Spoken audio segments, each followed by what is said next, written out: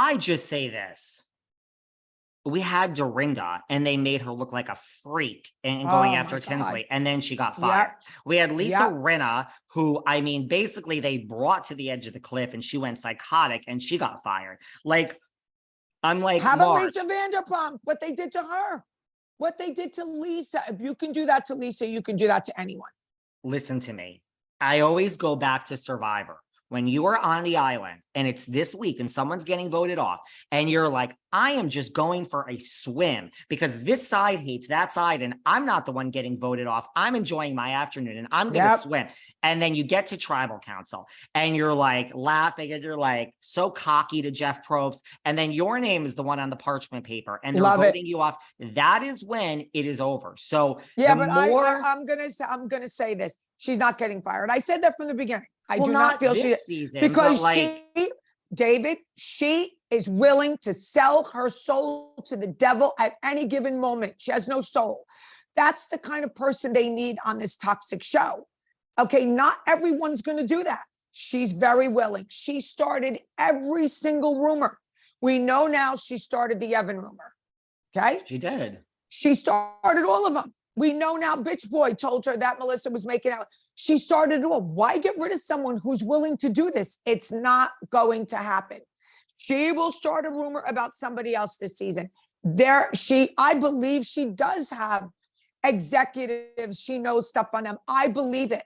I believe it because she's just as evil as them. Okay? I believe it.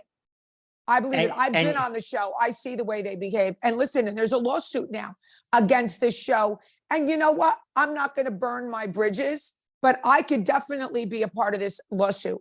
Yeah, they did many things to me. Many. When Teresa was at the fundraiser and I saw her kept looking at her drink that she wanted to throw it to me. And I called them all dirty bitches and flipped the chair.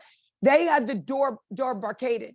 But my friend was a big girl. She kicked the door and we got out of there. Okay. That's number one. Well, that's what it even says in the lawsuit. Right. And by the way, Allison Dubois, who is a very close friend of mine, told me, and she said on this podcast, that when she was at the dinner party from hell from Real Housewives of Beverly Hills, she said this on my podcast. I'm not revealing private text. She said they like took her keys. They're like, you're not getting in your car and driving. Yep. Okay. You're finishing the scene. That too. Then when we were at San Cubana, when that little disgusting, filthy, dirty midget was screaming the most disgusting obscenities and put his fist to my face. He put his fist to my face and Melissa pulled his arm down. They cut that part out of the edit. Okay. The filth that came out of his mouth. Okay. They had that all and they blockaded the door so that people couldn't come out to come to my defense, meaning my son. They locked the door from the out. They blocked it from the outside. I didn't need help, but I was still a woman being attacked. I did not need it. But they did that too. There was so many other stories. I'm saving them for my book. Okay. And I might reveal some of them at our September 24th show. But I could definitely be a part of this lawsuit. There's no question. I have story upon story upon story.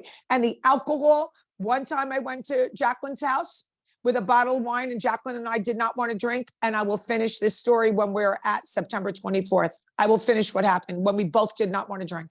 And also, I mean, I was on Millionaire Matchmaker. Let's just say, you know, that mixer that you pick your dates, that was filmed at like 7:30 in the morning. Yeah. So when I got there and they're like, what do you want to drink? I was like, coffee. Yeah. And they're like, no. You have to have a drink. And I'm like, I'm not joking. It was 7:30 in the morning. They're like, just choose. Now I wanted to walk around my mixer with a martini. So there I am at 7:30 in the morning. And I'm like, I don't want to drink the vodka. It's a real story, guys. And they're like, you have to have a drink. I mean, what do I know? I'm like I'm like, whatever. So you really, I'm listening. I just think, first of all, everybody, I mean, I don't know if it's 20 years from now, 5 years from now, no one is bigger than a takedown when producers are involved. Like you don't control that. I just think it's very cocky. I think anyone that doesn't believe me, I don't care. As a victim, that is not why I'm sharing my story here today. No. I mean, I'm just telling you what happened. I don't really know what Marge's like point in this I world? know what it is. We're getting under her skin. She was, Just like those other bitches, we're getting under their skin. Do you understand? yes. We're getting under their skin. So that's why she did what she did. Okay. And that's why she can't handle it. She can't handle it. I have to sneeze. Well, let me tell you something. Do you have a minute? You have a minute here? I do. Bless I'm just you. sneezing. Bless you. Let me tell you something. And I mean, listen, believe it or Sneeze to the not, truth. Sneeze to the truth. Go sneeze ahead. to the truth. Believe it or not, I really, really don't. No one's under my skin. So I have nothing against Margaret. Really. Nope. Come back, girl. If you can make good TV and I can talk about it here with Kim on a weekly basis. Now, I might say more things about you when I don't like what I see on the TV. That's my job. But I really have nothing against her. That's the sick. Yeah. Can you imagine this job? These people listening, you want to meet this one and meet that one. These are some of the sickest people. Like to go to bed at night and carry this angst and this anger. Yeah. And just this is like, that is a dark life. Oof. There was no cameras there. This is like, I'm like, put me on the show and I'll rumble with you. But like, I mean, I'm not getting paid for this. Like, what am I doing? But here's the thing about let me just take a minute of your time. Margaret grew up in a house where she had no control. She had a mom, and I was friends with him. I will not speak bad about it, but I'm just giving you, these are facts, guys. Okay. Margaret Senior was out. She was drinking. She was doing her thing. So let me tell you, our friend Laura, Margaret's ex-best friend, when she was 14, she was dressed in her conservative schoolgirl outfit. And she said, Mom, may I please go sleep at my friend Margaret Josephs' house? And the mother said, that's your best friend, of course. Drove her over, vroom, vroom, vroom. Bye, honey. Study well. You're only 14. You're only 14. Go study. And Laura walked in and Margaret said, girl, it's on. Threw her in the bedroom. They took off the tops. They put on their outfits of the night and said, Ma. And Margaret Senior put down her wine. It was her fourth wine and said, yes, darling. And she said, we're going to the city. Peace out. And she said, oh, by the way, if Laura's parents call, you know what to do, girl. And Margaret Senior said, anything for you, darling.